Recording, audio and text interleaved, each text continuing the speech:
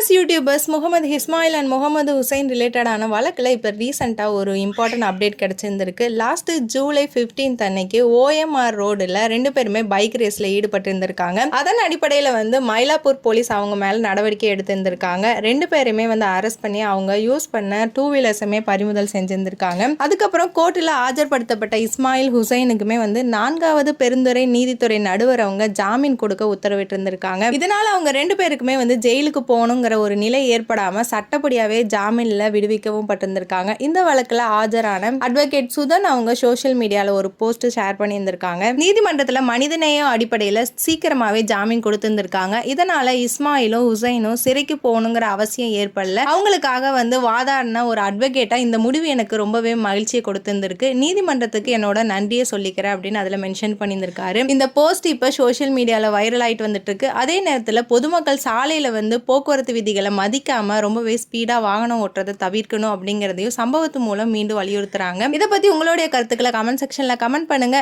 மேலும் இந்த மாதிரி சினிமா அப்டேட், சீரியல் அப்டேட் பத்தி தெரிஞ்சுக்கணும்னா மீடியா டோர் சேனலை சப்ஸ்கிரைப் பண்ணுங்க.